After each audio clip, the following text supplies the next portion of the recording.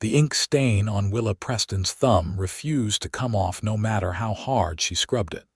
A stubborn reminder of the 14 hours she had spent hunched over her drafting table the previous day. And she wondered if her father had ever looked at his own ink-stained hands and felt the weight of mapping a world that kept changing faster than he could draw it. She stood in the doorway of the cartography shop in Apache Junction, Arizona Territory, watching the dust devils dance down the main street in the scorching August heat of 1882. Her father's shop, though now it was hers alone, the sign above still reading Preston maps and surveys in fading gold letters.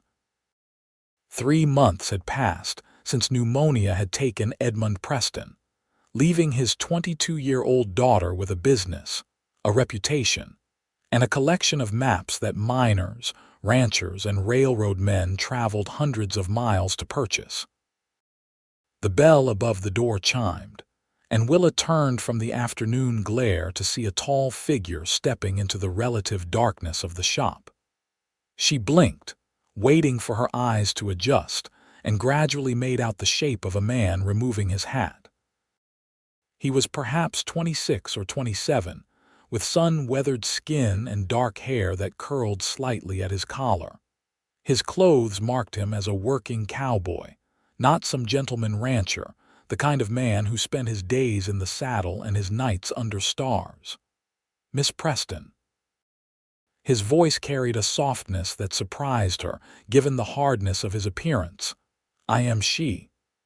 Willa moved behind the counter, unconsciously straightening the maps she had been organizing. "How can I help you?" The cowboy stepped closer, and she noticed his eyes were an unusual shade of gray, like storm clouds gathering over distant mountains. "My name is Fletcher Fontaine. I work for the Double Bar Ranch up north near Prescott, or I did until last month." Willa waited, accustomed to the way men often circled around their true purpose when dealing with a woman in business. Fletcher placed his hat on the counter and withdrew a folded piece of paper from his vest pocket. "I am looking for someone who can make me a map, not just any map. A specific route through territory that most folks say cannot be crossed in summer. Most folks are usually right about such things." Willa took the paper he offered, unfolding it carefully. It was a crude sketch, clearly drawn by someone with more enthusiasm than skill, showing what appeared to be a route from Apache Junction north and west toward California. "This passes through some of the most hostile desert in the territory." "I know." Fletcher's jaw tightened. "But it is the only way to get where I need to go in time." "In time for what?" He hesitated, and Willa saw something flicker across his face. Pain, perhaps, or determination. "My brother. He has a ranch in California near Bakersfield. He wrote me 6 months ago saying he was sick, needed help keeping the place running. I have been saving money, planning to go. Then 3 weeks ago I got another letter. From his wife. He is dying, Miss Preston. Consumption. The doctors say he has maybe 2 months, probably less." Willa set the sketch down gently. "I am sorry, truly, but why not take the stage route or the railroad?" "Money." The single word carried a lifetime of struggle. "I have enough saved to buy supplies and a good horse, maybe hire a guide if I need one. But stage fare to California would take everything I have, and I would arrive with nothing. My brother's wife has 3 children. The youngest is barely 2. When he passes, she will need help. Real help. I need to bring my savings, my skills, everything I can offer." "And you think you can cross the Sonoran Desert in August?" Willa moved to the large map of the Arizona Territory that dominated one wall of the shop. "Mr. Fontaine, I would be taking your money under false pretenses if I let you believe this is a reasonable plan." "I did not say it was reasonable." Fletcher came to stand beside her, studying the map with an intensity that suggested he had been planning this journey in his mind for weeks. "I said it was necessary. Look here." He pointed to a spot on the map. "There are springs in these mountains. And here this canyon. My grandfather was a trapper, came through this country 40 years ago. Before he died, he told me stories. There is water if you know where to look. Ancient trails the Hohokam people used long before any white man set foot here." Willa found herself studying his profile as he spoke. There was something earnest in the way he presented his case, not demanding or presumptuous, but genuinely hoping she might understand. "Your grandfather's stories are 40 years old. Springs dry up, trails disappear. I know." Fletcher turned to face her directly. "That is why I need a mapmaker. Someone who knows the current surveys, who can take my grandfather's memories and make them into something I can actually follow. I will pay whatever your rate is, Miss Preston. And if you think I am a fool, well, you would not be the first." The words hung between them in the dusty air of the shop. Outside, a wagon rattled past, and someone shouted a greeting to someone else. Normal life, continuing as it always did, while people like Fletcher Fontaine tried to race against death itself. "Let me see if I understand you correctly." Willa returned to her drafting table, where several reference maps lay spread across the surface. "You want me to plot a route through Summer Desert, based partly on 40-year-old memories, that will get you from here to Bakersfield in time to say goodbye to your dying brother and help his widow. Does that sum it up?" "It does." "You realize I would be complicit in what might well be your death." Fletcher's mouth quirked in something that was not quite a smile. "With respect, Miss Preston, we are all dying. Some of us just have a better idea of the timeline than others. My brother does not have the luxury of waiting for autumn, and I do not have the luxury of taking the long way around." Willa pulled out a chair and sat down, gesturing for Fletcher to do the same. He folded his tall frame into the seat across from her, hat balanced on his knee. She studied him openly now, taking in the details. His hands were calloused and scarred, working hands that had known rope and leather and probably a fair share of fights. But they were also clean, nails trimmed, suggesting a man who took pride in himself despite hard circumstances. His clothes were worn but mended with care, and his boots, though scuffed, were good quality and well maintained.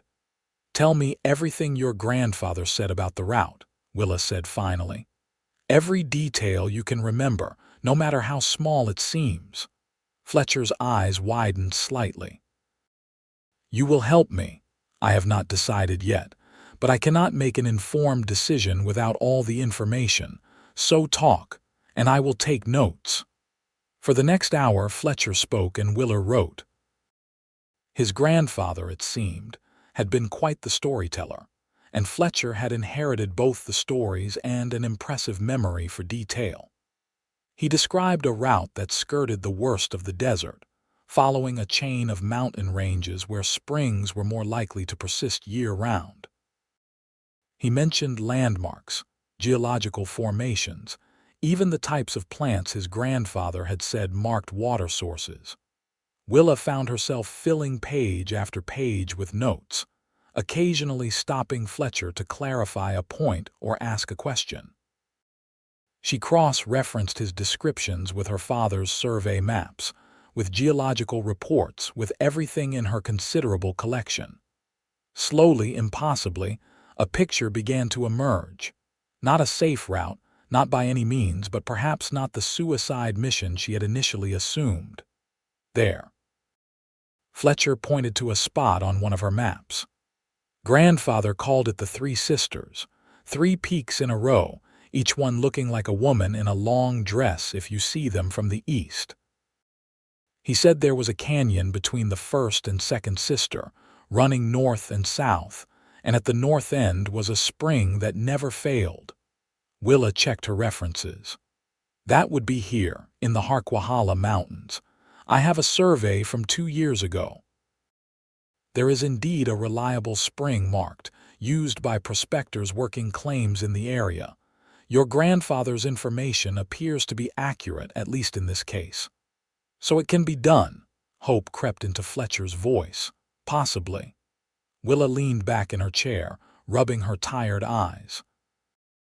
Mr. Fontaine, I need to be honest with you.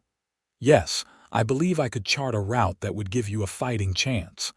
But a map is only as good as the person following it. Do you have experience with desert travel? Some. I have worked ranches all over the territory. I know how to find water, how to move during the cool hours, how to read the land. And you would be going alone, Fletcher nodded. Cannot afford otherwise. And honestly, I would not feel right asking another man to risk his life for my family business. But you will ask me to risk my reputation, possibly my conscience, by giving you the means to attempt this journey. The words came out sharper than Willa had intended, and she saw Fletcher flinch slightly, but he did not look away. You are right. I am asking a great deal. If you say no, I will understand. I will try to piece together the route myself and hope for the best. But Miss Preston, I have heard about you. People say Edmund Preston's daughter is the best mapmaker in the territory, maybe in the whole Southwest. They say you have your father's skill and your own innovation besides. If anyone can chart a course through impossible territory, it is you.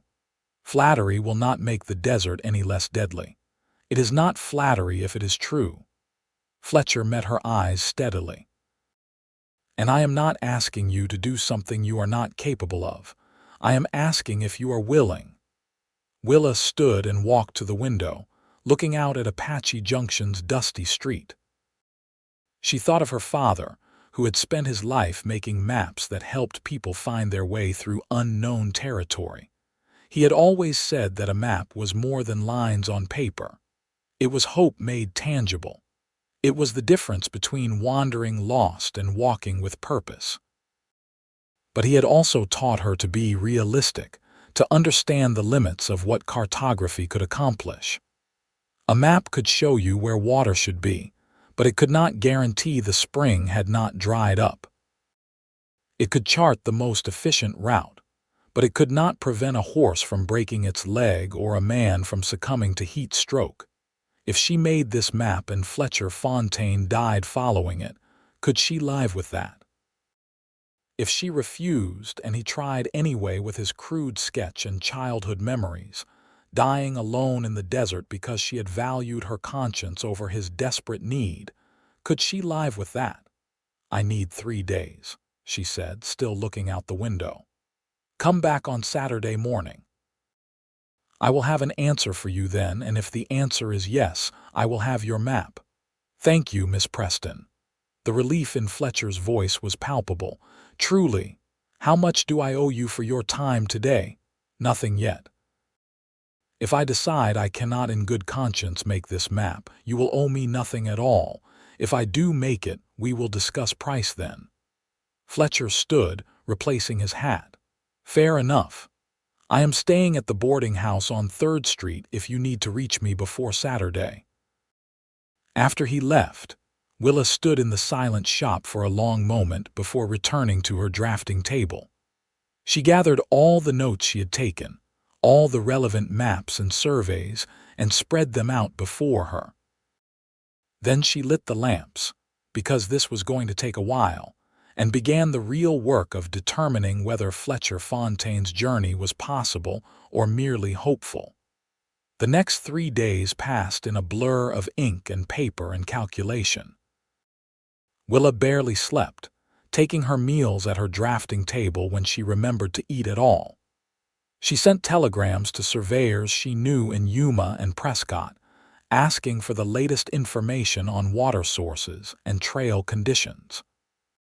She studied weather patterns, trying to predict where monsoon storms might provide temporary water sources. She even visited the Apache families who sometimes camped near town, trading tobacco and coffee for information about the desert routes their people had used for generations. An old woman named Nayland, who spoke English learned from missionary schools she had been forced to attend as a child, proved particularly helpful. "The white men think the desert is empty," she said, drawing in the dirt with a stick to show Willa certain landmarks. "But my people have crossed it forever. There are ways if you are respectful, if you know how to look." Willa sketched quickly, trying to capture the essence of what Nayland showed her. "What about in summer? In the hottest months?" "Harder, yes, but not impossible. You travel at night when you can. During the day, you rest in shade, drink little bits of water often instead of big gulps that your body cannot use. You watch the birds. They will show you where water is hidden." Nayland paused, studying Willa with sharp, dark eyes. "You are making this map for yourself, for someone else. A cowboy who needs to reach California quickly." "Ah, love or death?" The blunt question caught Willa off guard. "Death. His brother is dying." Nayland nodded slowly. "Those are the two things that make people brave enough to cross the summer desert, or foolish enough. Sometimes the line between brave and foolish is very thin." She returned to her drawing. "Tell your cowboy this. The desert will test him. It will take everything he has and ask for more. If he survives, he will not be the same man who entered. The desert changes people. It shows them who they really are." By Friday evening, Willa had completed the map.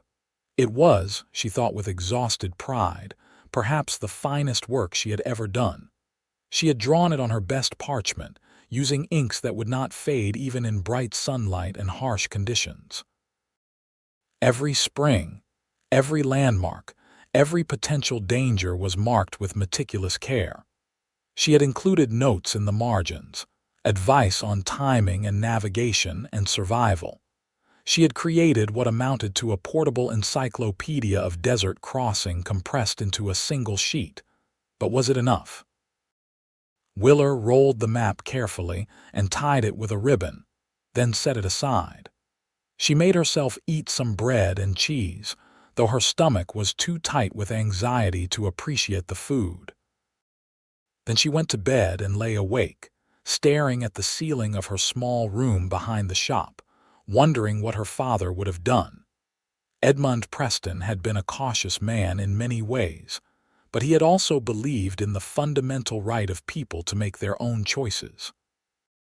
He had mapped routes through Apache territory during the worst of the conflicts, knowing some of those maps would be used by the army, knowing the consequences of that. He had wrestled with the moral weight of his work, and ultimately concluded that information itself was neutral. It was what people chose to do with that information that carried moral weight. Would he approve of what she was about to do? Willa was not certain, but she was certain that he would respect her right to make the decision, whatever it was. Saturday morning came with a sky so blue it hurt to look at and heat that was already oppressive by 8 o'clock. Willa dressed carefully in one of her good dresses, not sure why it seemed important to look professional for this meeting, but feeling it did. She was arranging her notes on the counter when the bell chimed and Fletcher Fontaine entered.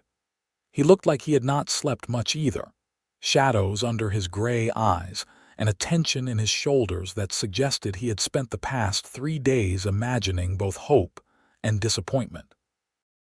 He removed his hat as he approached the counter. "Miss Preston." "Mr. Fontaine." Willa took a deep breath, steadying herself. "I have made your map." The naked relief that flooded Fletcher's face was almost painful to witness. "Thank you, God, thank you." "I know you must have doubts. I have many doubts," Willa interrupted, "which is why I have a condition." Fletcher's expression shifted to cautious attention. "What condition?" "I go with you." Silence. Fletcher stared at her as if she had suddenly started speaking a foreign language. Outside, a dog barked, and the sound seemed to come from very far away. "I am sorry," Fletcher said finally. "I think I misheard you. It sounded like you said that I go with you. I will guide you through the route myself." Willa was surprised by how steady her voice sounded when her heart was hammering so hard she could feel it in her throat. I have been thinking about this for 3 days, Mr. Fontaine. I can make you the best map in the world, but a map is still just paper. It cannot answer questions or adapt to changed conditions. It cannot help if you are injured or lost. If I truly want to give you the best chance of survival, I need to go with you. That is absolutely out of the question. Fletcher's voice was firm, though not unkind. Miss Preston, I appreciate the thought truly, but this journey will be dangerous enough for an experienced man. I could not possibly risk your safety. Why not? Because I am a woman. Because you are a person, Fletcher corrected, and I have no right to ask another person to share this risk. That was the whole reason I was going alone, remember? You are not asking, I am offering. There is a difference. Willa came around the counter to face him directly. Mr. Fontaine, Fletcher, please listen to me. I have spent 3 days studying this route, talking to everyone I can think of who might have useful information, drawing on every piece of knowledge my father passed to me and everything I have learned since. And the conclusion I have reached is that yes, this journey is possible.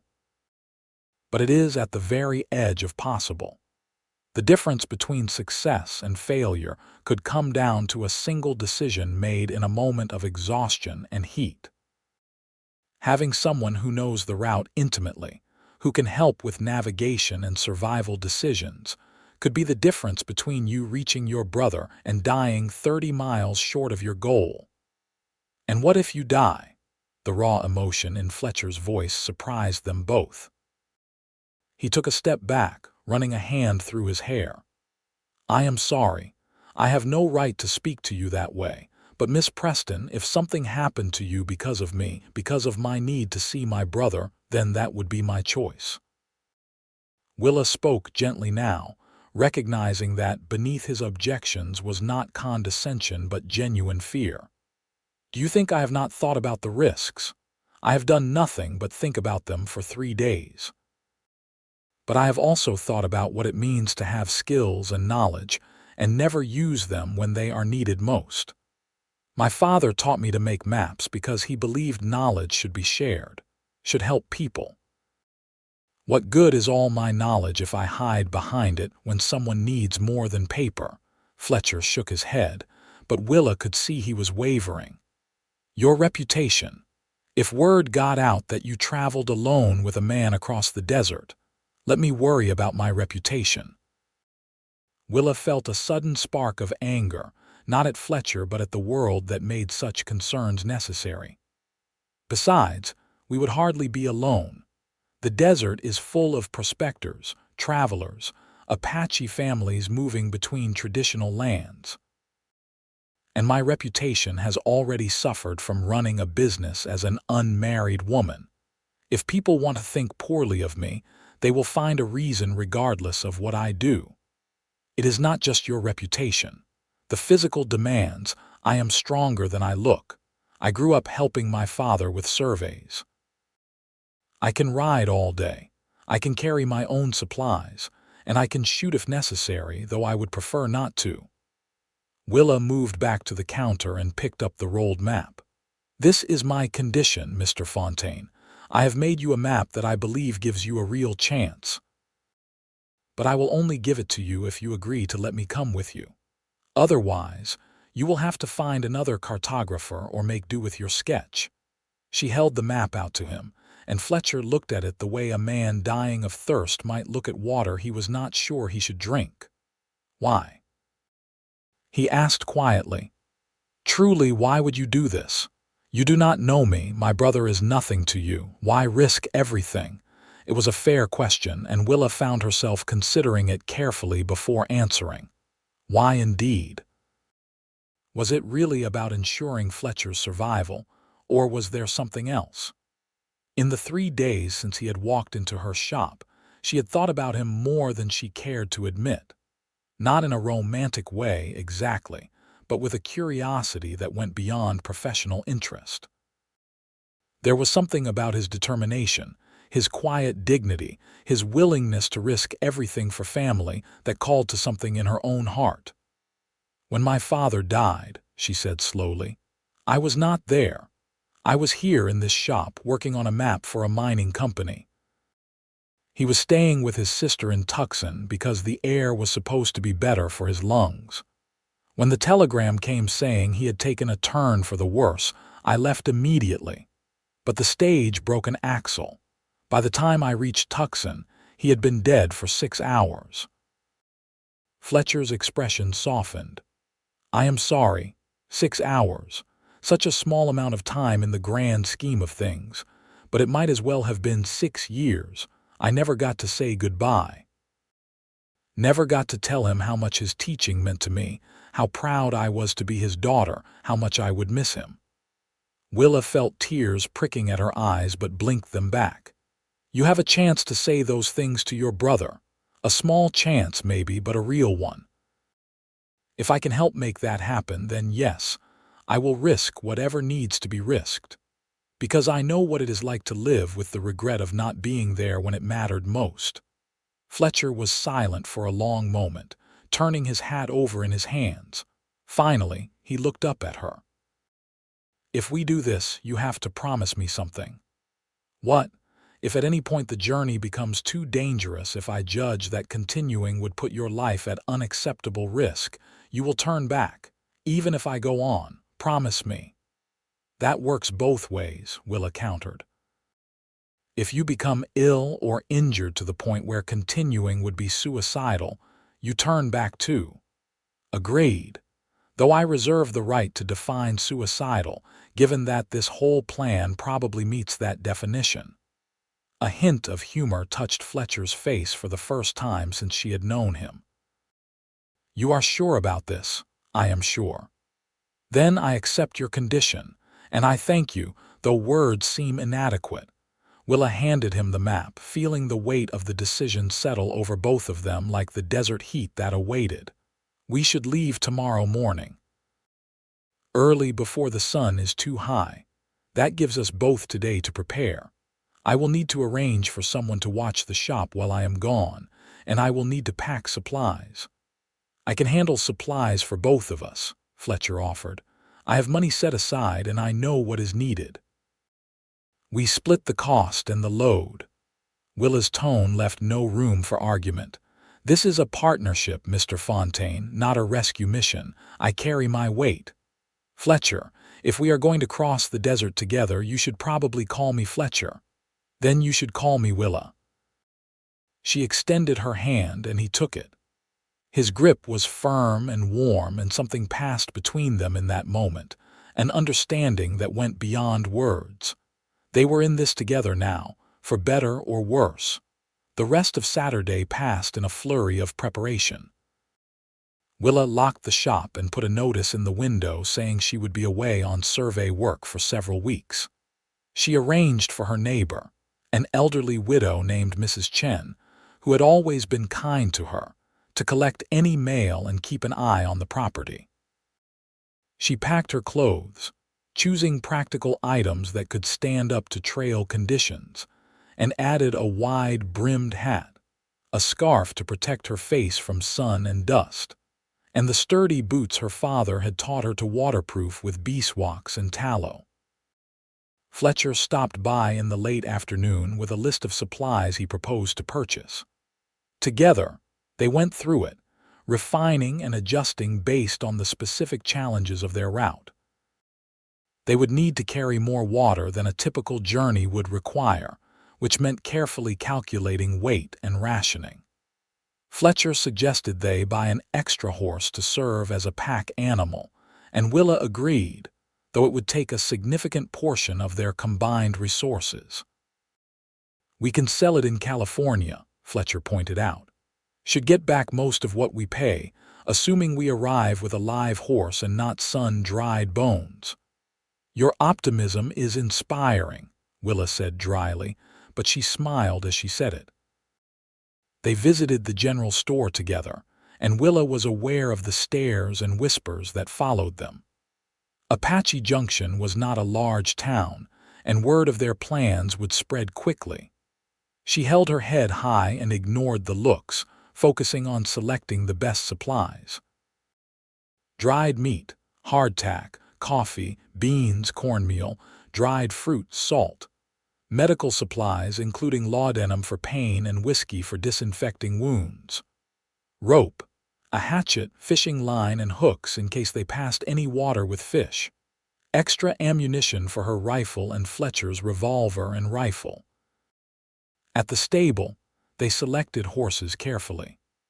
Fletcher already owned a good trail horse, a bay gelding named Copper, who seemed to have the calm temperament necessary for desert travel. They bought a second gelding for Willa, a roan with intelligent eyes and strong legs, and a pack mare who had experience carrying loads over rough terrain. The stable owner, a man named Pete who had known Willa's father, pulled Fletcher aside and spoke to him in low tones. Willa could not hear the words, but she could guess their nature. Warning him, probably, that taking a respectable woman on such a journey was improper, possibly ruinous. Fletcher's response was brief and evidently firm because Pete said nothing more, though he gave Willa a long look as they left with their horses. That evening, Willa ate a solitary dinner in her room, too keyed up to have much appetite but forcing herself to eat anyway. She checked her packs 3 times, making sure she had forgotten nothing important. Then she sat at her father's old desk and wrote a letter to her aunt in Tucson, explaining where she was going and why. If something happened to her, she wanted someone to know the truth, to know it had been her choice. She sealed the letter and addressed it, then set it aside to mail in the morning. Outside, the sun was setting, painting the sky in shades of orange and purple that took her breath away. How many more sunsets would she see? Would she and Fletcher make it to California? Would they find his brother still alive? Would she regret this decision or come to see it as the most important one of her life? Willa did not know. But as she climbed into bed and willed herself to sleep, she felt something she had not felt in the 3 months since her father's death. She felt purpose. She felt needed. And beneath the fear and uncertainty, she felt alive. They left Apache Junction as the stars were fading, and the sky was turning from black to deep blue. Fletcher arrived at the shop just after 4 in the morning, leading his horses and looking as though he had not slept at all. Willa came out in her traveling clothes, her packs ready, and together they loaded the pack mare with quiet efficiency. Few people were awake to see them leave, and Willa was grateful for that. She had said her goodbyes to Mrs. Chen the night before, hugging the old woman and thanking her for her friendship over the years. Mrs. Chen had held her tightly and whispered in her ear, "Your father would be proud. Go with my blessing, child." Now, as they led the horses out of town and onto the trail heading west, Willa felt the weight of what she was doing settle more fully on her shoulders. She was leaving behind everything familiar, everything safe, to venture into one of the most hostile environments on Earth with a man she had known for only a few days. It was, by any reasonable standard, madness. But as the sun rose behind them, painting the desert in gold and red, and as she looked over at Fletcher riding beside her, his face set with determination and hope, she could not bring herself to regret it. "Ready?" Fletcher asked, his voice quiet in the vast stillness of morning. "Ready," Willa confirmed. They rode west into the rising heat, and Apache Junction disappeared behind them like a dream fading upon waking.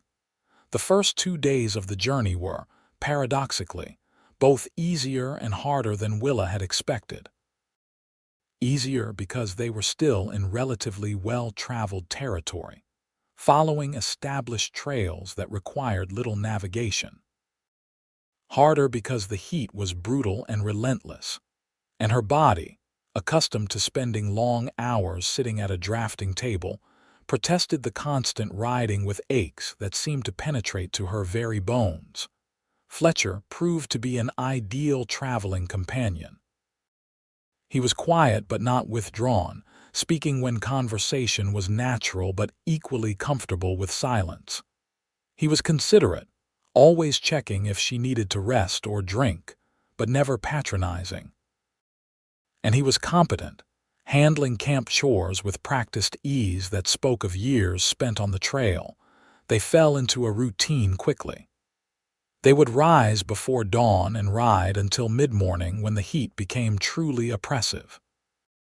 Then they would find shade, usually in the lee of rocks or under the sparse trees that dotted the landscape, and rest until late afternoon.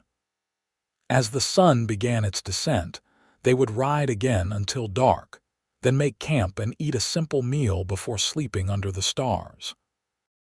At first, they maintained a careful distance, both physical and emotional.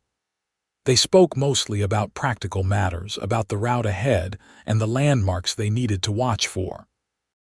But as the miles passed and the civilized world fell further behind, the walls between them began to crumble naturally.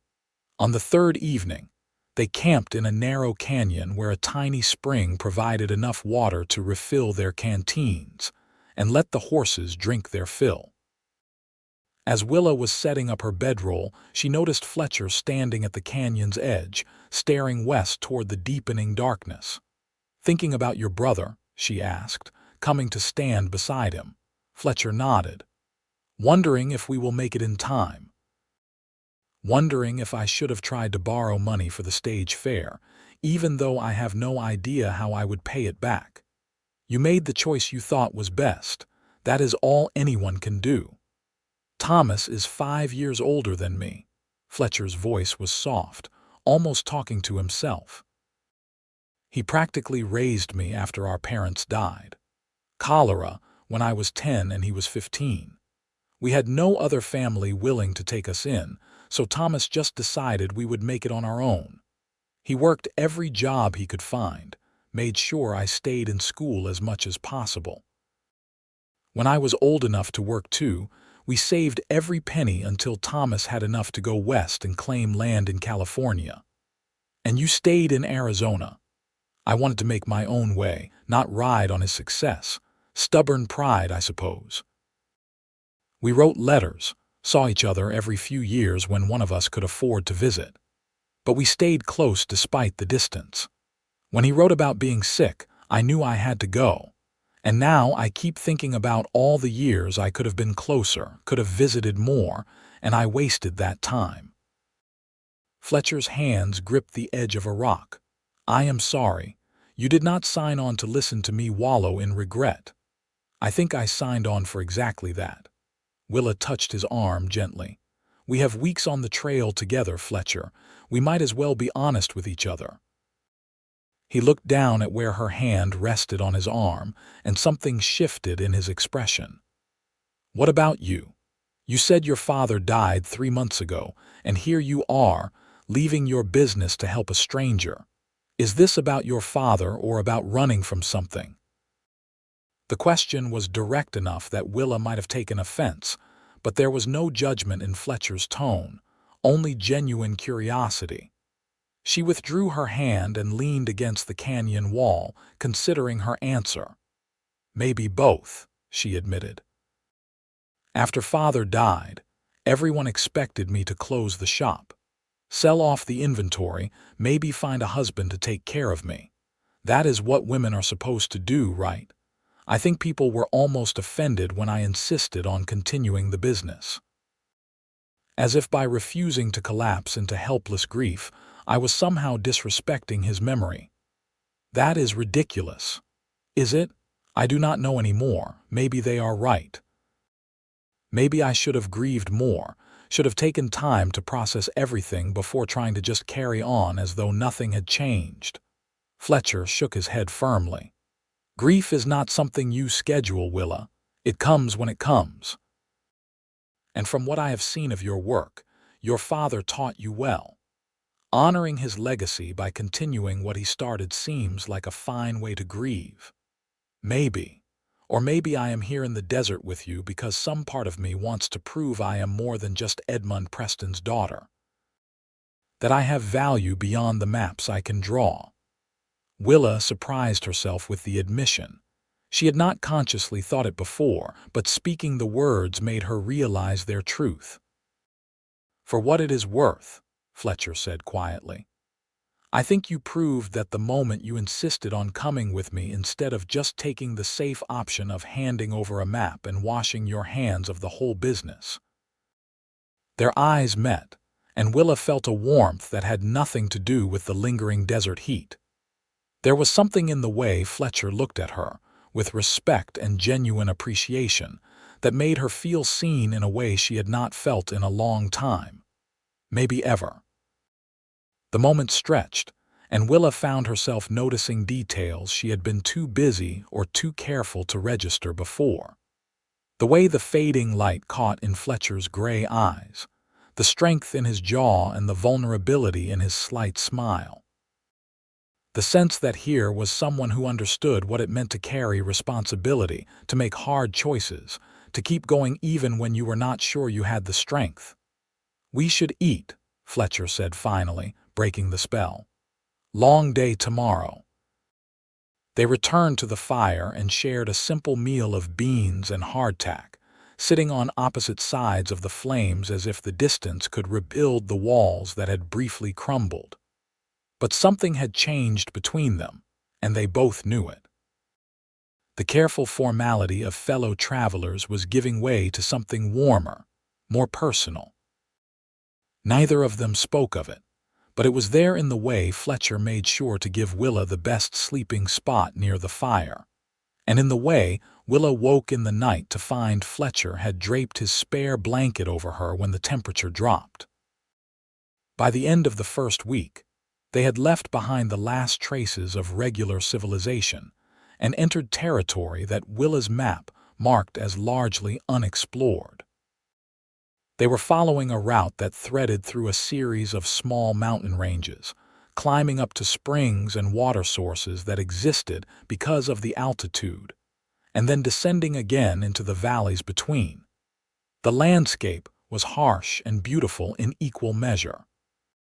Great expanses of sand and rock stretched in every direction, broken by sudden upthrusts of stone mountains that seemed to have been thrust up from the earth by some ancient violence. Saguaro cacti stood like sentinels, their arms reaching toward the merciless sky. Creosote bushes dotted the valleys, their leaves coated with the resin that gave them their name, filling the air with a sharp, medicinal scent when the heat was at its peak. They saw a few other people. Once, they passed a prospector leading a mule, who stopped to share coffee and gossip about the trail ahead.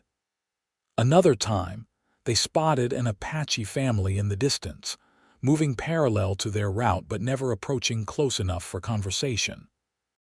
Fletcher kept his hand near his gun during those hours, and Willa understood his caution, though she said nothing. The tension between white settlers and the Apache people was a constant presence in the territory, shaped by decades of violence and broken promises on both sides. But the family passed without incident, and eventually Fletcher relaxed, his hand moving away from his weapon. "My grandfather used to say the Apache understood the desert better than any white man ever could," Fletcher said that evening as they made camp. He said they could find water where there was none, could travel for days without seeming to tire. He respected them, even though there were times they were on opposite sides of conflicts. "Your grandfather sounds like he was a wise man." He was, stubborn as a mule and twice as ornery, but wise. "I wish you could have met him. I think you two would have gotten along." "Because we are both stubborn," Fletcher grinned, and the expression transformed his usually serious face. "I did not say that. You did not have to." They were laughing together when a sound split the evening air, a cry that was half human and half something else, rising and falling in the darkness beyond their firelight. The horses stamped and snorted nervously, and Willa felt the hair on the back of her neck stand up. "Mountain lion," Fletcher said quietly, his hand moving to his rifle. "Stay close to the fire. They do not usually attack humans, but with 3 horses, we might look like an opportunity. They sat up late that night, taking turns keeping watch while the other dozed fitfully. The lion never approached close enough to see, but they heard it several more times, circling their camp like a ghost. By morning, Willa was exhausted and jumpy, starting at every sound. "Welcome to the Wild West," Fletcher said wryly as they saddled the horses, "where even the nights are trying to kill you." Despite her tiredness, Willa smiled. There was something about Fletcher's dry humor that eased the tension, made even fear seem manageable. She found herself seeking out his company more and more, choosing to ride beside him rather than behind or ahead, initiating conversations about everything from his childhood to her dreams for the map shop, to their opinions on the political situation in the territory. And Fletcher, she noticed, seemed equally inclined toward her company. He asked questions about her father's work, about how she had learned cartography, about what it was like to be a woman in a profession dominated by men. He listened when she talked about the frustration of having customers doubt her competence simply because of her gender, and about the satisfaction of proving them wrong with work that spoke for itself. "It should not have to be that way," Fletcher said. "You should not have to be twice as good just to be considered half as competent." "No, it should not. But wishing for the world to be different does not make it so. I work with the reality I have, not the one I wish existed. Still, it is not right." The simple validation meant more to Willa than she could easily express.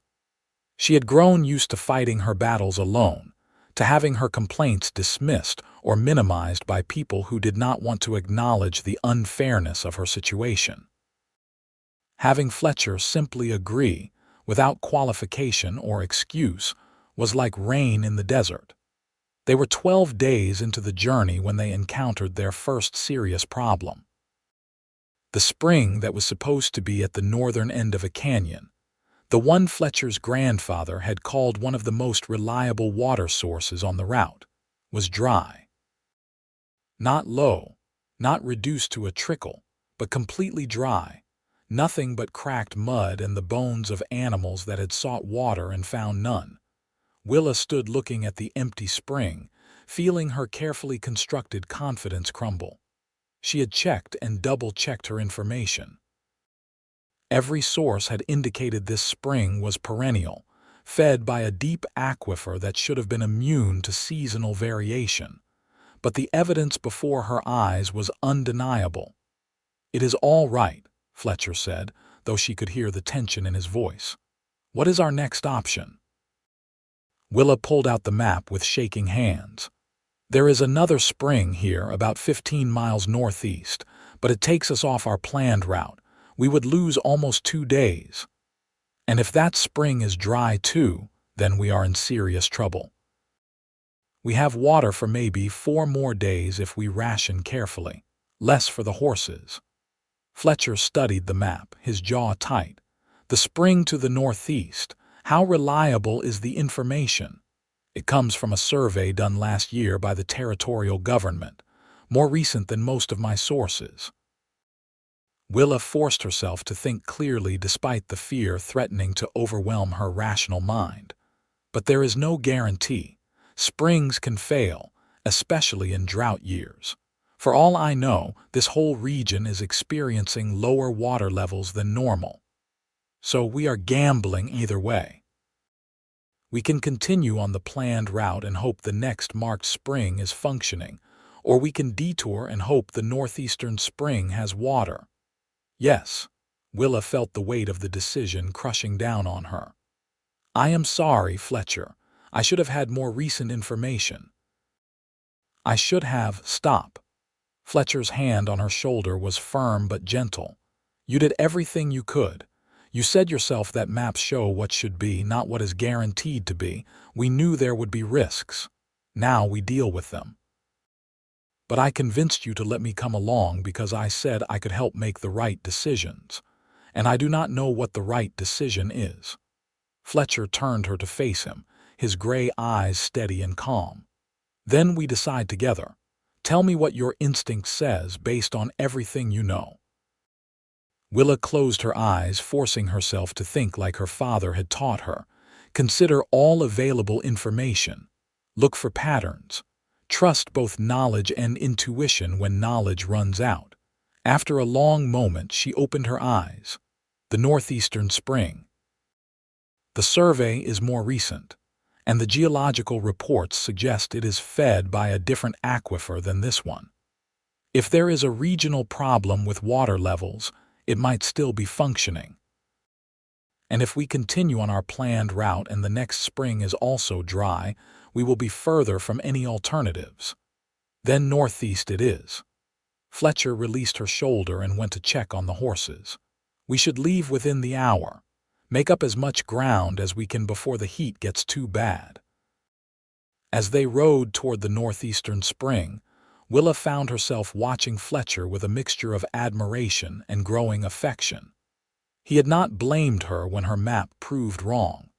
He had not panicked or second-guessed their decision to attempt this journey. He had simply adapted, treating the setback as a problem to be solved rather than a catastrophe to lament. There was a steadiness in him that called to something deep in her own character, a sense that here was someone she could rely on, someone who would not crumble when things got difficult. The 2 days they spent traveling to the northeastern spring were tense. They rationed water carefully, giving the horses priority because without healthy horses they would not survive. Willa felt constantly thirsty, her lips cracking despite the tallow she rubbed on them, her tongue thick in her mouth. Fletcher looked haggard too, his face drawn and his movements slower than usual. They spoke little, conserving energy. But there was a solidarity in their shared struggle, a sense that they were in this together in the most fundamental way. When Willa stumbled from exhaustion, Fletcher was there to steady her. When Fletcher's horse threw a shoe, Willa helped hold the animal's leg while he hammered on a replacement. The morning of the 14th day, they crested a rise and looked down into a narrow valley where a thin line of green vegetation suggested the presence of water. They descended cautiously, almost afraid to hope, and found a spring bubbling from between rocks, clear and cold and more beautiful than anything Willa had ever seen. The horses smelled the water and surged forward, and Fletcher and Willa let them drink, standing side by side in exhausted relief. Then Fletcher filled a canteen and handed it to Willa. "Drink slowly," he cautioned, though his voice was hoarse with his own thirst. Willa took the canteen and drank, the water tasting like life itself. She passed it to Fletcher, and he drank as well, their hands brushing as the canteen changed possession. It was a simple touch, but it sent a warmth through Willa that had nothing to do with the sun overhead. They made camp by the spring and spent the rest of the day simply recovering, drinking their fill and letting the horses graze on the vegetation that grew near the water. That evening, sitting by the fire with their thirst finally quenched, Fletcher turned to Willa with a serious expression. "I owe you an apology," he said. Willa looked at him in surprise. "For what?" "For doubting you, even for a moment when we found that first spring dry. You warned me from the beginning that there were no guarantees, that the desert was unpredictable. But in that moment I felt angry, and I am sorry for that. You did not show it, but I felt it, and you deserved better. You have been nothing but honest with me, and you have kept your word about carrying your own weight. More than that, you have been strong and resourceful and braver than I had any right to expect." Fletcher paused, seeming to struggle with what to say next. "I am glad you came with me, Willa, not just because your skills have kept us alive, though they have, but because having you here makes this feel less like a desperate gamble and more like something I might actually survive." The confession hung in the air between them, and Willa felt her heart beating faster. "I am glad I came too," she said softly. Even when I am scared, even when I question whether we will make it, I am glad I am here. With you. Fletcher held her gaze, and Willa saw something kindle in his eyes, something that matched the warmth growing in her own chest. The distance between them, which had been carefully maintained for 2 weeks, suddenly seemed too far. Without quite deciding to move, Willa found herself leaning closer, drawn by a force she did not fully understand but did not want to resist. Fletcher met her halfway, his hand coming up to cup her cheek with a gentleness that made her breath catch. For a moment, they simply stayed like that, close enough to feel each other's warmth, teetering on the edge of a decision that would change everything. "I should not," Fletcher whispered. "I have no right to want this when I have nothing to offer you but danger and uncertainty." "Maybe I want danger and uncertainty," Willa whispered back. "Maybe I am tired of safety and propriety and always doing what is expected." Fletcher's thumb traced her cheekbone, and Willa closed her eyes at the tenderness of the touch. "What are we doing, Willa?" "I do not know, but I do not want to stop." He kissed her then, a kiss that was gentle and questioning at first but deepened as Willa responded, her hand coming up to rest against his chest where she could feel his heart hammering as fast as her own. The kiss tasted of smoke and coffee and something indefinable that was pure Fletcher, and Willa felt as though she was falling and flying at the same time. When they finally broke apart, both breathing hard, Fletcher rested his forehead against hers. "This complicates things. I know. We still have weeks of travel ahead. We might not make it.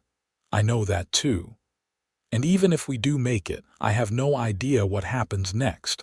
If Thomas dies, I will need to stay in California, help his wife and children. My life will not be my own for a long time.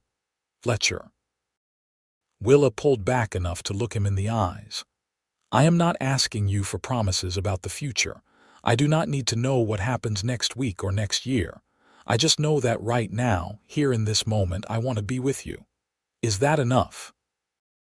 Fletcher searched her face as if trying to memorize every detail. "It is more than enough. It is everything." They kissed again, and this time there was no hesitation, no doubt. Willa felt as though she was discovering parts of herself she had not known existed, desires and passions that her orderly life in Apache Junction had never allowed room for. Out here in the desert, stripped down to survival and raw human connection, she could be honest in ways she had never been before. They talked long into the night about everything and nothing. Fletcher told her about his childhood, about the pain of losing his parents and the determination to make something of himself, despite starting with nothing. Willa told him about growing up as the only child of a widowed father, about the loneliness of always being different, of having interests and ambitions that set her apart from other girls her age. "I used to wonder if there was something wrong with me," Willa confessed. "All the other girls wanted to talk about dresses and beaux and getting married, and I just wanted to learn about latitude and longitude and how to translate a 3-dimensional landscape onto a 2-dimensional surface." "There is nothing wrong with you," Fletcher said firmly. "You are extraordinary. Anyone who cannot see that is a fool. You barely know me." "I know enough. I know you were brave enough to risk everything to help a stranger. I know you are brilliant and stubborn and funny in a way that sneaks up on me. I know that talking to you feels easier than talking to anyone else I have ever met. And I know that somewhere in the past 2 weeks, you stopped being the mapmaker I hired and became the person I think about last before I sleep and first when I wake." Willa felt tears pricking at her eyes, not from sadness but from the overwhelming rightness of his words. "I think about you too, more than I probably should, given the circumstances. Maybe the circumstances are exactly what allow us to be honest. If we had met in Apache Junction under normal conditions, I would have been just another customer. You would have sold me a map. I would have thanked you politely, and we would have gone our separate ways. We would never have had the chance to really see each other." "The desert strips away pretense," Willa said, remembering Nalen's words about how the desert changed people. "We see each other clearly because there is nothing else to hide behind." "Then let me see you clearly." Fletcher took her hands in his. "And let me tell you what I see. I see a woman who is strong and capable and more courageous than any man I have ever met. I see someone who understands what it means to love something enough to dedicate your life to it. I see a person I could very easily fall in love with, if I have not already started falling." Willa's breath caught. "Fletcher, you do not have to say anything. I know this is complicated. I know we have an impossible journey ahead and uncertain futures even if we survive, but I needed you to know. Because if something happens to me, if I do not make it to California, I want you to know that these weeks with you have been among the best of my life." "Nothing is going to happen to you," Willa said fiercely. "We are going to make it to California. You are going to see your brother. And then we are going to figure out what comes next. Together." "Together," Fletcher echoed and kissed her again.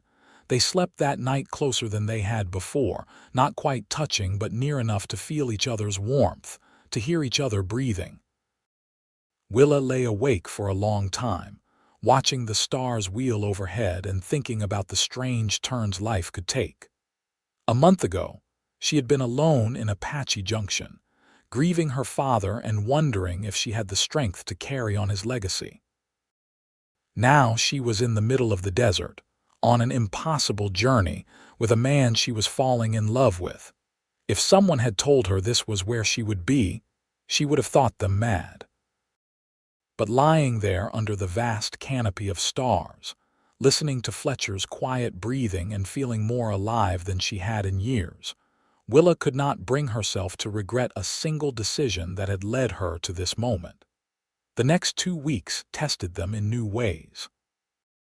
They pressed on through territory that grew increasingly difficult, climbing over mountain passes and descending into valleys where the heat seemed to press down like a physical weight. They ran low on food and supplemented their supplies with what they could hunt or gather.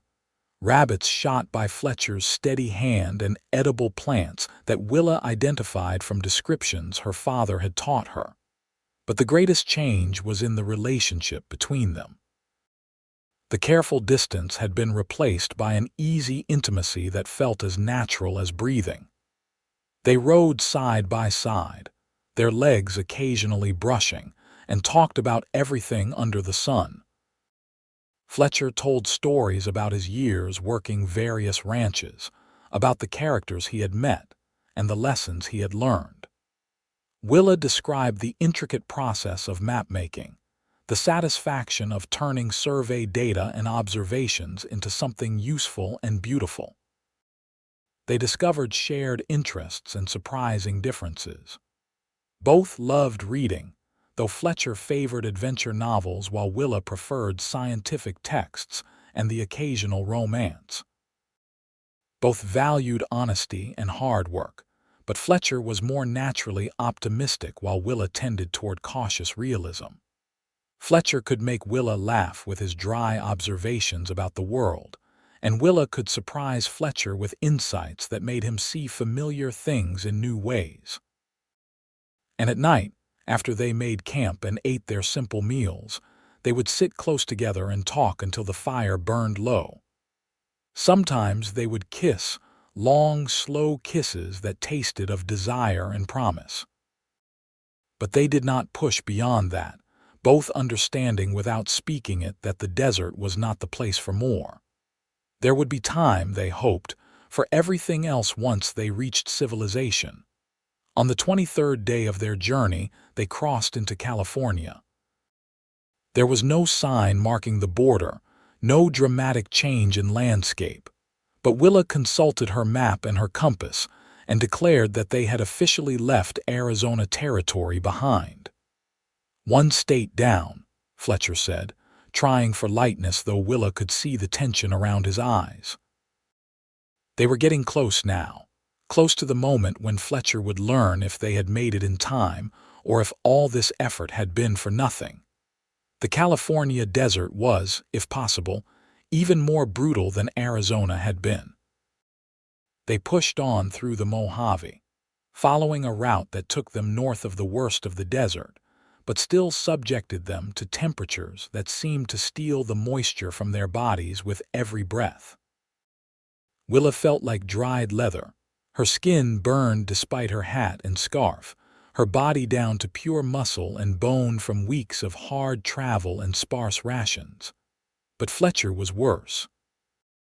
The strain of maintaining pace, of driving toward his brother's ranch while fighting both exhaustion and fear, was taking its toll. He grew quieter as the days passed, more withdrawn, and Willa could see him struggling with emotions he could not quite express. "Tell me about Thomas," she said one evening as they made camp in the foothills of mountains that marked the western edge of the Mojave.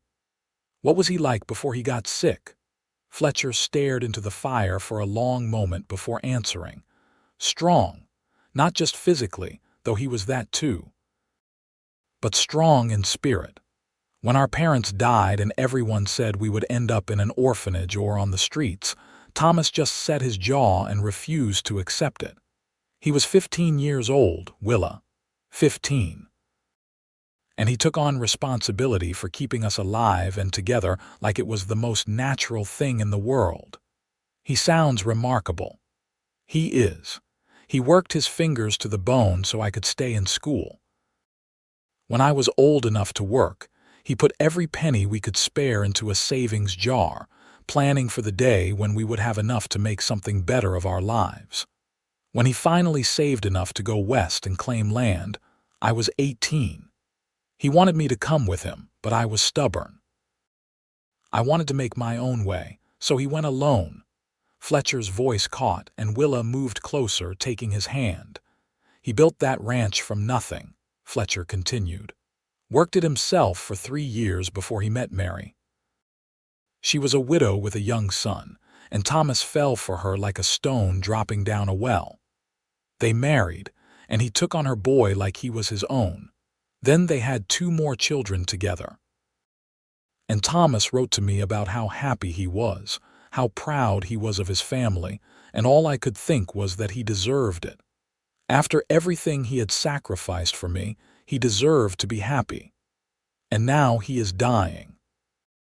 And there is not a damn thing I can do about it except show up and hope I am in time to tell him I love him. To thank him for everything he gave me. To promise him that I will take care of Mary and the children like he took care of me." Tears were streaming down Fletcher's face now, and Willa pulled him close, holding him as his shoulders shook with grief and fear. She stroked his hair and whispered wordless comfort, wishing she could take away his pain but knowing that some burdens could not be shared, only witnessed. "We are close now," she said when Fletcher's tears had subsided. "Another week, maybe less. You are going to make it, Fletcher, I promise you. You cannot promise that." "I just did." Willa pulled back to look at him directly. "We have come too far, survived too much to fail now. Your brother is still alive, I feel it, and you are going to see him." Fletcher managed a weak smile. "When did you become such an optimist?" "When I fell in love with you." The words were out before Willa quite realized she was going to say them. They hung in the air between them, and she saw Fletcher's eyes widen in shock and then something else. Hope, joy, love reflected back at her like a mirror. "Say that again," Fletcher whispered. "I fell in love with you. Somewhere between Apache Junction and here, I fell completely and utterly in love with you. Fletcher Fontaine." Fletcher pulled her into a kiss that was fierce and desperate and full of all the emotions neither of them had quite dared to name until now. When they broke apart, he cupped her face in his hands. "I love you too. God, Willa, I love you so much it terrifies me. I have nothing to offer you, no home, no security, no idea what my life will look like 6 months from now. But I love you with everything I am. Then, that is what we build on. Love. We figure out the rest as we go.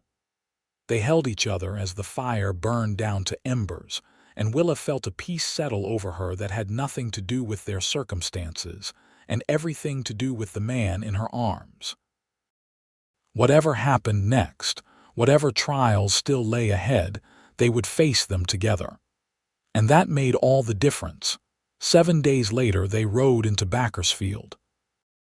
After weeks in the wilderness, the town felt overwhelmingly loud and crowded, full of noise and people and civilization that seemed almost alien. They stopped at the first general store they encountered, and Fletcher asked directions to the ranch, the Fraser place. The shopkeeper, a portly man with a balding head, nodded. About 5 miles northeast of town. Cannot miss it. There is a big oak tree at the entrance to the property, only one for miles around. Bit odd, that tree, surviving out there all alone like it does. They bought some basic supplies, more out of habit than necessity since they were so close to their destination, and Fletcher asked the question Willa knew was tearing him apart inside. Thomas Fraser. Do you know him? Know how he is? The shopkeeper's expression grew somber. I do. Good man, Tom Fraser. Sorry to say he has been poorly this past while. Consumption. His wife was in town just 2 days ago buying medicine and looking mighty worn down. I would not delay getting out there if I were you. They left Bakersfield at a trot, Fletcher pushing the pace despite the horse's exhaustion and his own. Willa rode beside him, saying nothing because there was nothing to say. All they could do now was hurry and hope. The ranch, when they reached it, was modest but well-maintained. A house with a small barn and several outbuildings surrounded by land that showed signs of careful cultivation. The oak tree the shopkeeper had mentioned stood like a guardian at the property's entrance, its branches spreading wide and green in defiance of the surrounding brown grass. A woman came out onto the porch as they approached, shading her eyes against the late afternoon sun. She was thin, worn down by worry and work, but Willa could see the remnants of beauty in her face. This would be Mary, Thomas's wife. Can I help you? Mary called out, her voice cautious. Fletcher dismounted before Willa could warn him to slow down, to approach more carefully. Mary, it is me. It is Fletcher. Mary's hand flew to her mouth. Fletcher? Oh my Lord, Fletcher, we thought you were not coming. We thought the letter had not reached you in time. Fletcher strode toward the porch, and Mary met him at the steps, pulling him into a fierce hug. He is still alive, she said, her voice breaking. He made me promise not to let him die before you got here, and he has kept his word, stubborn as always. He is inside. Fletcher turned back to Willa, extending his hand. She dismounted and came to his side, and he made introductions quickly. Mary, this is Willa Preston. She is the reason I am here. She guided me across the desert. Mary looked at Willa with surprise and then gratitude. Then I owe you more than I can ever repay. Please, both of you, come inside. I will tend to your horses in a moment, but first, Fletcher needs to see Thomas. The inside of the house was dim and cool, a refuge from the California sun. Mary led them to a bedroom at the back where a man lay in bed, propped up on pillows. Thomas Fraser looked nothing like the strong man Fletcher had described.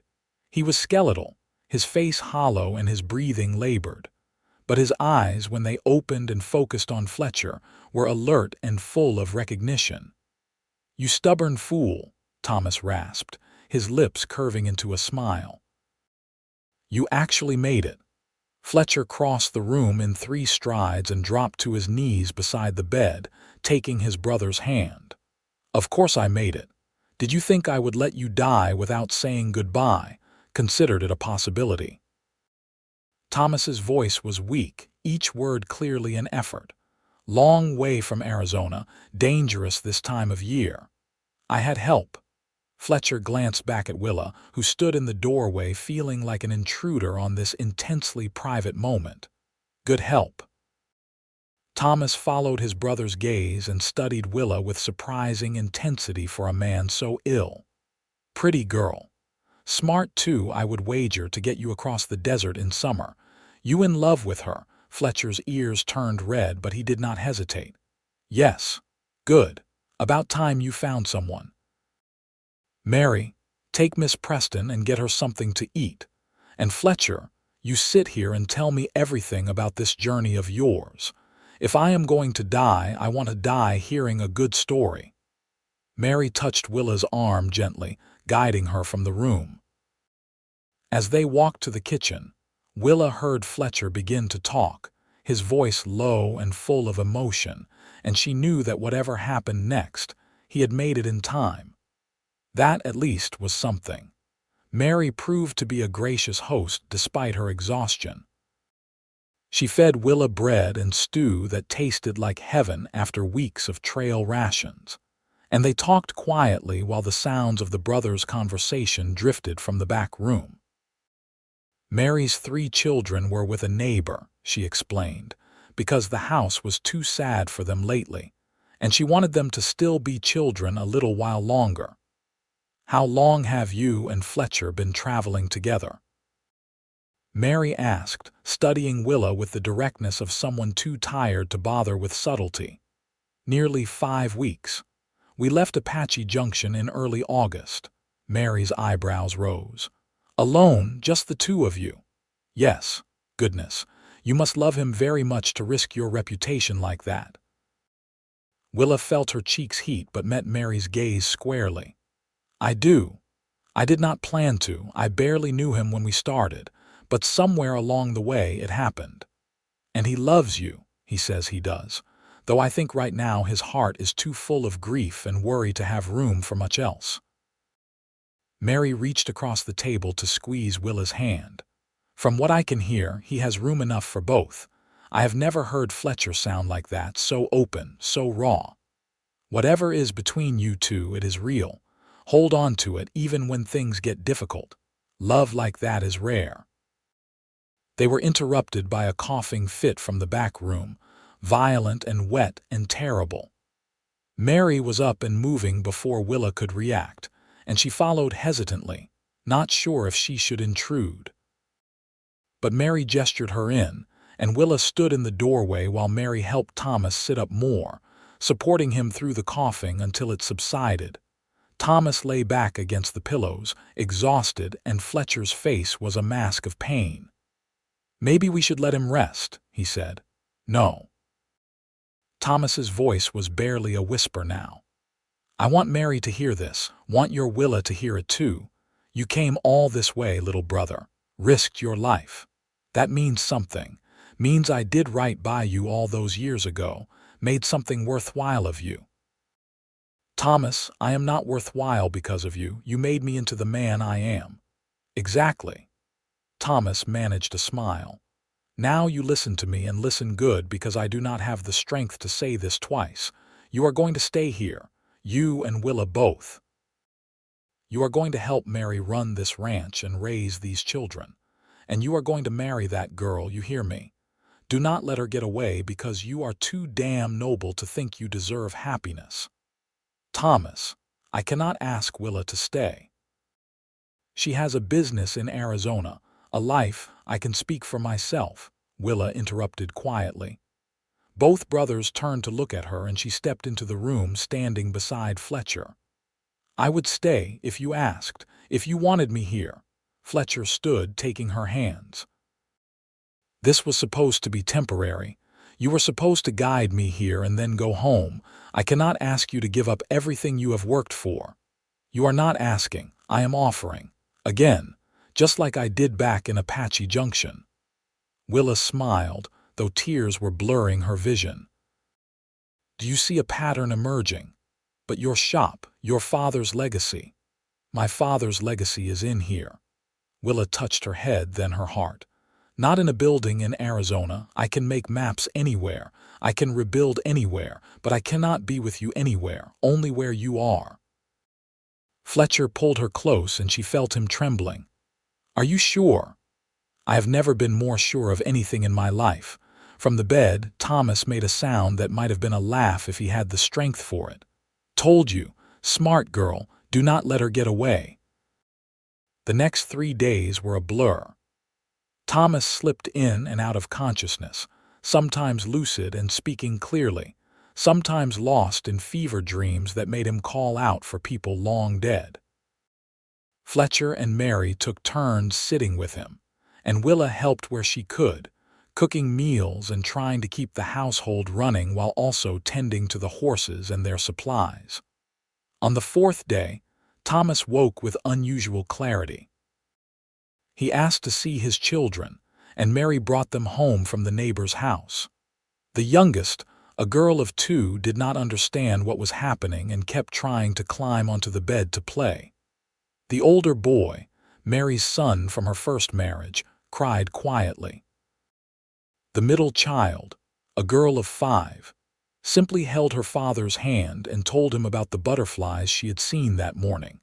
After the children had said their goodbyes and been taken back outside by Mary, Thomas asked for Fletcher and Willa to come in together. He looked between them with eyes that, while sunken and tired, held peace. "Promise me something," he said. "Promise me you will take care of each other. Not just Mary and the children, though I know you will do that, but each other. Life is hard and short and often cruel. Having someone to face it with makes all the difference." "I promise," Fletcher said, his voice thick with tears. "I promise too," Willa added, and meant it with everything she was. "Good." Thomas closed his eyes, a small smile on his lips. "That is good. I can rest now." "Thank you for coming, little brother. Thank you for being here. I love you."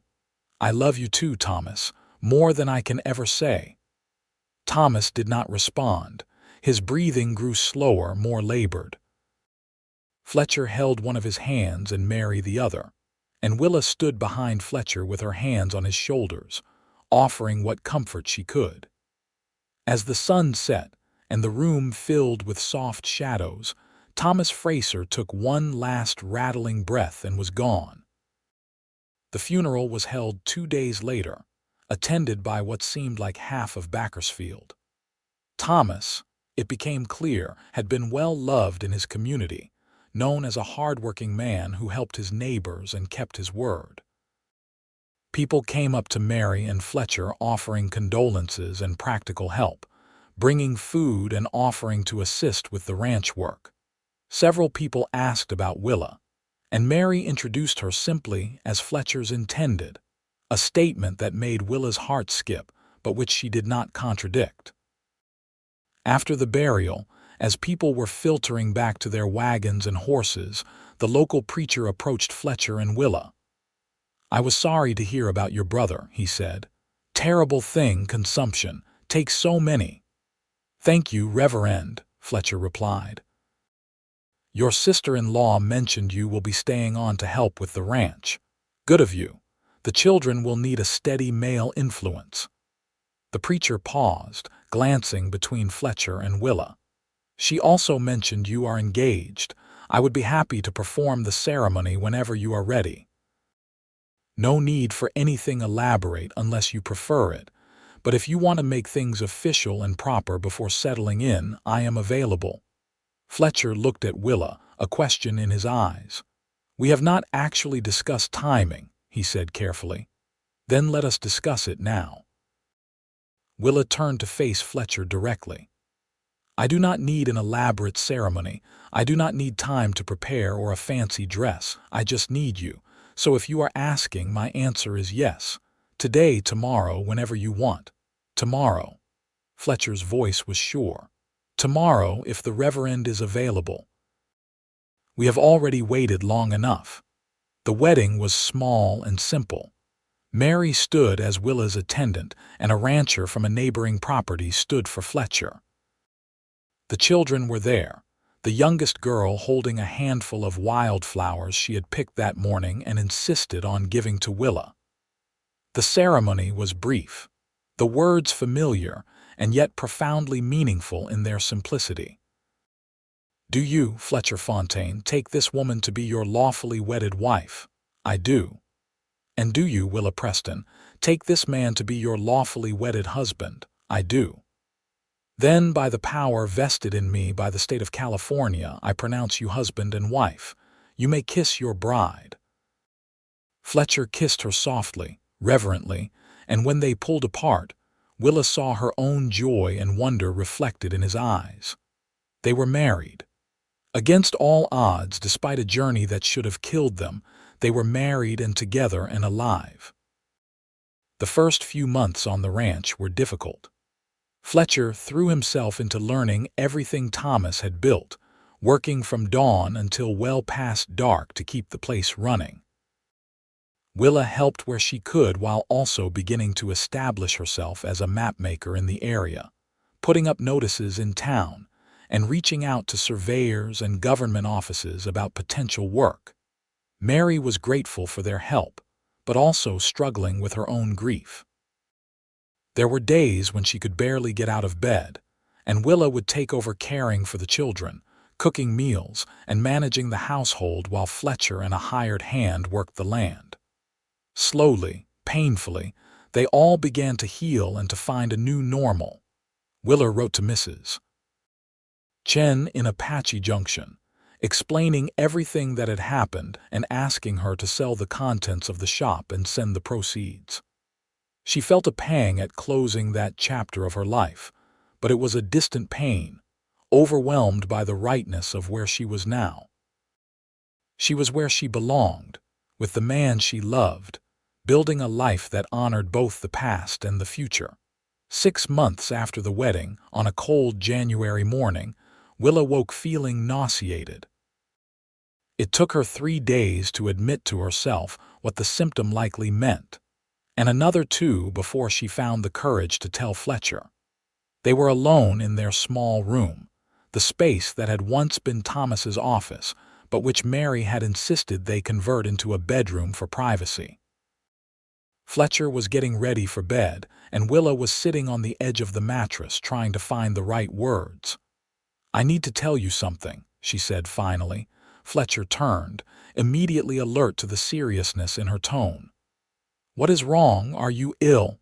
"Not ill exactly. At least, I do not think so. I think I might be pregnant." Fletcher froze, his shirt half unbuttoned, his eyes going wide. "Pregnant? Are you certain?" "Not entirely. But I have missed my monthly courses and I have been nauseated every morning for a week. It seems likely. A baby." Fletcher sat down heavily beside her. "We are going to have a baby. Are you all right? I know this is sudden. We have not even been married a full year, and with the ranch and Mary and the children, the timing is not ideal." Fletcher stopped her rambling with a kiss. When he pulled back, there were tears on his cheeks, but he was smiling. "The timing is perfect. We are together, we have a home, we have family around us, and we are going to have a baby. Our baby, Willa." She found herself crying too, relief and joy overwhelming her. "I was so worried you would think it was too much, too soon. I think it is a miracle. After everything we have been through, after all the death and loss, there is going to be new life. How could that be anything but wonderful?" They held each other, talking late into the night about names and plans and hopes for the future. And when they finally slept, it was with the kind of deep peace that comes from knowing you are exactly where you are meant to be. Willa's pregnancy progressed smoothly, though the summer heat made the last months uncomfortable. Mary was delighted by the news and helpful in ways both practical and emotional, sharing advice from her own pregnancies and helping prepare space for the baby. The children were excited too, especially the 5-year-old who insisted she would be the best big cousin in the world. Fletcher was attentive to the point of being comical, constantly hovering and trying to prevent Willa from doing any work he deemed too strenuous.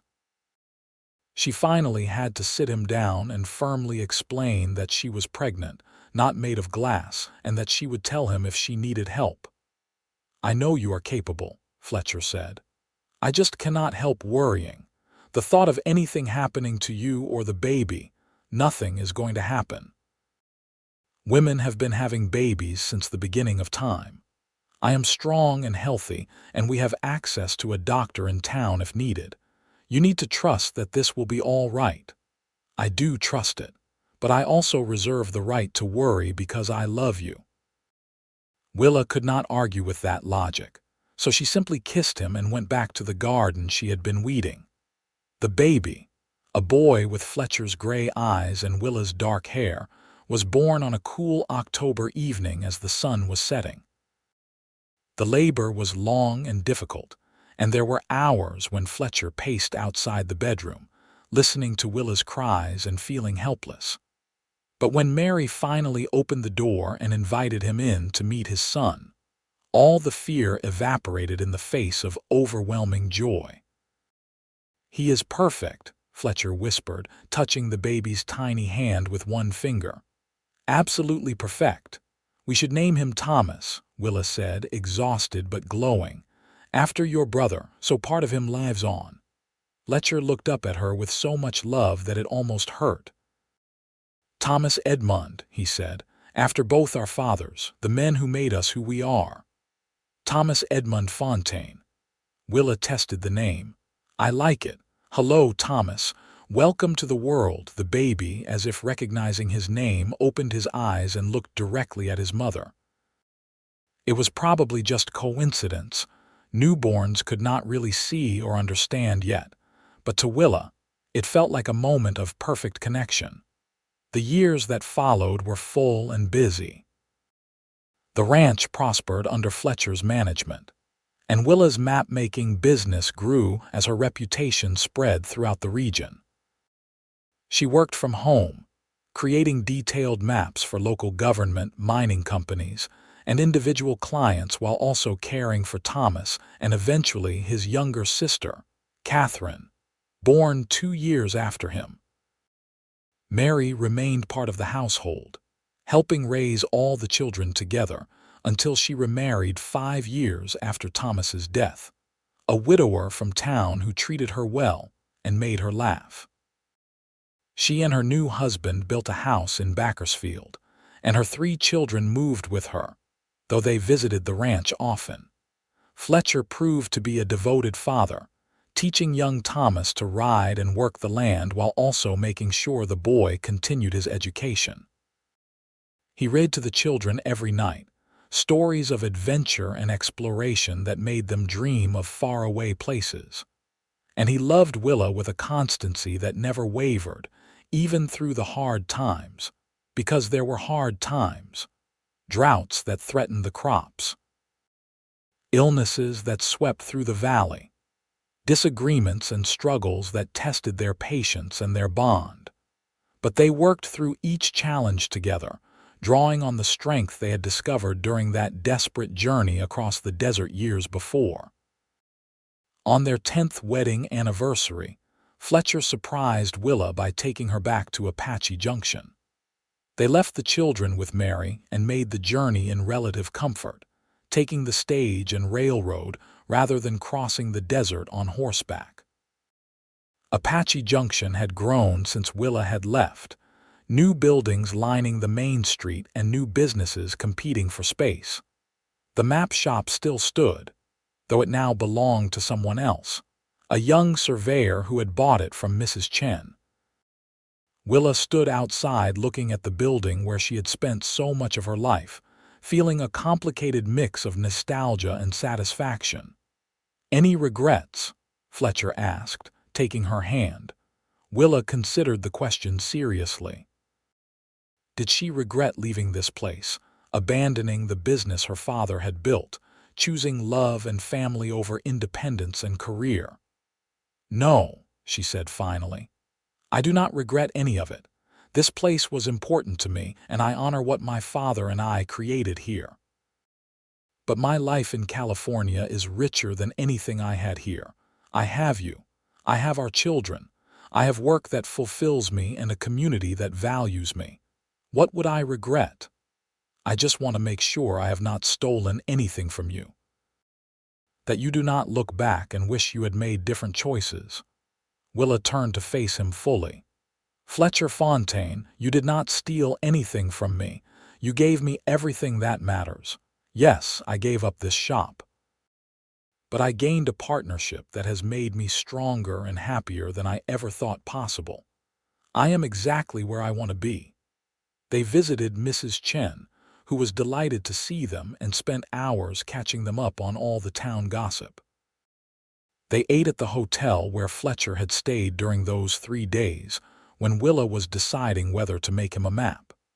And on their last evening in town, they rode out to the edge of the desert and watched the sunset paint the sky in shades of fire. "Do you remember what you said to me that first day?" Fletcher asked. "When I asked you to make me a map, I probably said several things. I do recall being somewhat skeptical of your plan. You asked if I realized you would be complicit in what might well be my death. And I said we are all dying, some of us just have a better idea of the timeline than others." "I remember. It was a very dramatic thing to say." Fletcher smiled. "Maybe so, but it was true. And what I have learned in the years since is that we die a little bit every day we do not live fully. Every day we play it safe, avoid risk, refuse to reach for what we truly want. That day I walked into your shop, I was living fully for the first time in a long time. I was scared and desperate and had no idea if my plan would work, but I was alive in a way I had not been in years. And now I feel alive every single day, because of you, because of the life we have built together. You charted a course for me, Willa, not just across the desert, but into a future I could never have imagined. And I will spend the rest of my life being grateful that you were brave enough to take that journey with me." Willa leaned into her husband's embrace, watching the sun sink below the horizon and feeling the desert wind on her face. She thought about that scared young woman who had stood in this spot a decade ago, making maps of places she had never seen, living a life that was safe and small and lonely. That woman had taken a chance on a desperate cowboy with an impossible dream, and in doing so had discovered her own dreams she had not even known she had. They returned to California, to their ranch and their children and the life they had built together. The years continued to pass, full of joy and sorrow, triumph and challenge. Thomas grew into a thoughtful young man with his father's determination and his mother's keen mind. Catherine became a spirited girl who loved horses and had already announced her intention to be a rancher like her father. And eventually, there was a third child, another boy they named James, who was born when Willa was 40 and arrived as a surprise and a blessing. Fletcher's hair went gray, and lines appeared around his eyes from squinting into the sun while working the land. Willa's hands developed the permanent ink stains of a mapmaker, and her maps became known throughout California for their precision and artistry. They grew older together, accumulating memories and stories that they shared with their children and eventually their grandchildren. And sometimes, on quiet evenings when the children were asleep and the house was still, Fletcher and Willa would sit together on the porch and talk about that journey across the desert. They would remember the fear and the heat and the impossible odds they had overcome. They would laugh about their arguments and marvel at how young and naive they had been. And they would hold hands and acknowledge the truth they both knew in their bones. That journey had not just been about reaching California in time to say goodbye to a dying brother, though it had been that too. It had been about two people finding each other in the wilderness and choosing to chart a course together. It had been about discovering that the greatest adventures were not always about reaching a destination, but about who you traveled with along the way. Willa had been the mapmaker's daughter, following in her father's footsteps and honoring his legacy. But she had also become something more. She had become a wife and mother, a successful businesswoman in her own right, a valued member of her community. And she had become the love of Fletcher Fontaine's life, just as he had become hers. They had charted territories together, both on paper and in the landscape of their shared lives. They had mapped a course through impossible terrain, and found their way to something neither had quite believed possible when they started. They had found love and family, and a home that was built not on land or buildings, but on the bedrock of mutual respect and devotion. Years later, when Willa was 70 and Fletcher 74, they took one last trip together. Their health was failing, both of them feeling the weight of years spent working hard and living fully. But they wanted to see the desert one more time, to retrace at least part of the journey that had brought them together. They made it as far as Apache Junction, traveling by train this time because their bodies could no longer handle the rigors of desert crossing. They stayed in the hotel, now expanded and modernized, and walked the streets of the town that had grown into a small city. The map shop was long gone, replaced by a bank, but Willa stood on the spot where it had been and remembered. "Do you know what I think about when I remember that day you walked into my shop?" she asked Fletcher as they stood together in the Arizona sun. "What? I think about how close I came to saying no, how close I came to just handing you a map and sending you on your way. If I had made that choice, I would have had a comfortable life, safe, predictable, and absolutely empty of everything that has made the past 50 years worthwhile." Fletcher squeezed her hand, his grip not as strong as it once had been but steady still. "I think about that too. And I think about what it took for you to say yes. The courage, the faith, the willingness to risk everything on a stranger's desperate hope. You saved my life in more ways than one, Willa, and I have loved you every day since for that gift." They returned home to California, to the ranch that their sons now ran and their daughter helped manage. They settled into the house Fletcher had expanded over the years, adding rooms for their growing family and a special studio for Willa's map-making work. And they spent their remaining years surrounded by children and grandchildren and great-grandchildren, telling stories about the old days and imparting what wisdom they had gained. Fletcher died first, in his sleep on a cool November night, his hand still holding Willa's. He was 81 years old and had lived a full and remarkable life. Willa grieved him deeply, as she knew she would, but she also felt grateful for the 5 decades they had shared. She had loved him and been loved by him, and that was more than many people ever experienced. She followed him 3 years later. Her children gathered around her bed just as she and Fletcher had gathered around Thomas's all those years ago.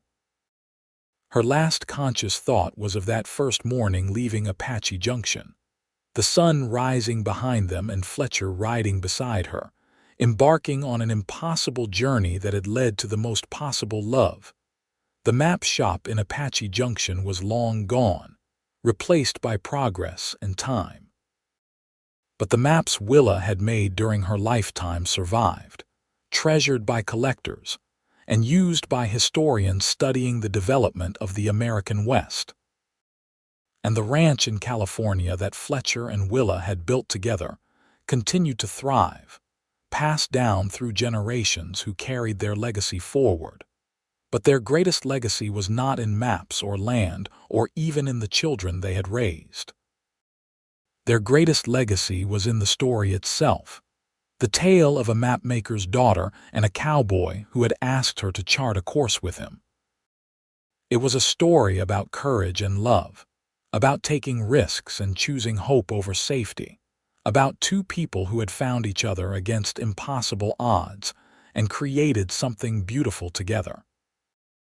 And in Bakersfield, on a hillside overlooking the ranch, 2 graves stood side by side under the spreading branches of an ancient oak tree.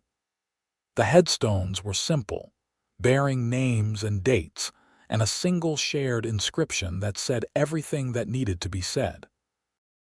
Together, we charted a course,